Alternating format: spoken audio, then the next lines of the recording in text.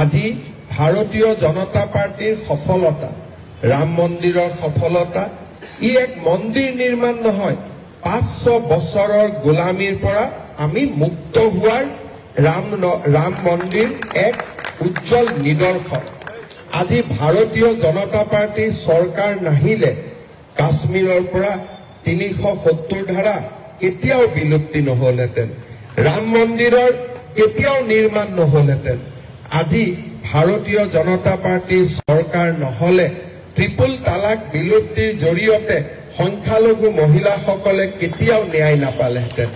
ভাৰতীয় জনতা পাৰ্টিৰ চৰকাৰ নাহিলে আমাৰ কেতিয়াও ৱাক অফ এমেণ্ডমেণ্ট বিলৰ দৰে আইন পৰিণত বা আইন বাস্তৱত ৰূপায়িত নহলহেঁতেন।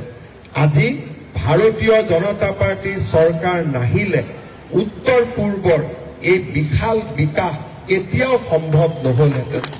আজি সেয়েহে ভাৰতীয় জনতা পাৰ্টিৰ এক কাৰ্যকৰ্তা হিচাপে ভাৰতীয় জনতা পাৰ্টিৰ ইতিবাচক উপলব্ধিসমূহ প্ৰযুক্তিৰ জৰিয়তে ৰাইজৰ মাজলৈ লৈ যোৱা, দলক কৰা সমালোচনা মুখ্যমন্ত্ৰীয়ে সভাপতিয়ে প্ৰত্যুত্তৰ দিয়াৰ বহু আগতে কাৰ্যকৰ্তাসকলে স্পষ্টভাৱে যুক্তিনিষ্ঠ বক্তব্যৰে ৰাইজৰ সন্মুখলৈ লৈ যোৱা, এইবিলাক ভাৰতীয় জনতা পাৰ্টিৰ এজন কাৰ্যকৰ্তা হিচাপে আমাৰ দায়িত্ব আৰু কৰ্তব্য।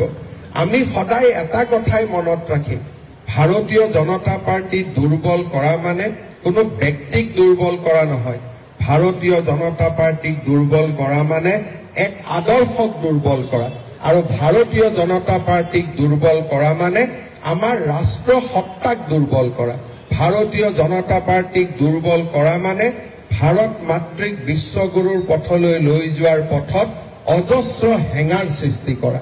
সেয়েহে আমি সকলোৱে ব্যক্তি স্বাৰ্থৰ ওপৰত উঠি ৰাষ্ট্ৰ স্বাৰ্থক সৰ্বোপৰি হিচাপে জ্ঞান কৰি ভাৰতীয় জনতা পাৰ্টিৰ এই পবিত্ৰ পতাকাৰ তলত একোজন গৌৰৱী কাৰ্যকৰ্তা হিচাপে ভাৰত মাতৃক আমি বিশ্বমিত্ৰ বিশ্বগুৰুৰ আসনলৈ লৈ যাম। সেই পবিত্ৰ সংকল্প আজি আমি প্ৰতিষ্ঠা দিৱসৰ দিনত আকৌ এবাৰ সকলোৱে গ্ৰহণ কৰিছো।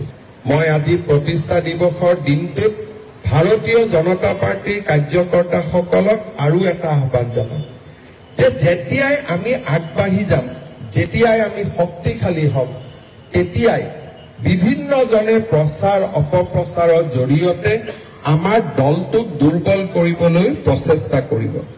আৰু আজিৰ দিনত দলটোক দুৰ্বল কৰাৰ এক ডাঙৰ মাধ্যম হ'ব পাৰে সামাজিক মাধ্যম।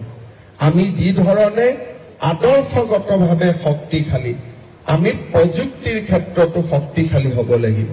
ভাৰতীয় জনতা পাৰ্টিৰ কৰা প্ৰতিটো সমালোচনা আমি আমাৰ কাম আৰু আমাৰ যি প্ৰযুক্তি আয়ত্ত কৰি আমি জনতাৰ মাজত সঁচা কথা, সত্যৰ যি প্ৰতিবিম্ব, তাক আমি লৈ যাবলৈ প্ৰচেষ্টা কৰিব লাগিব।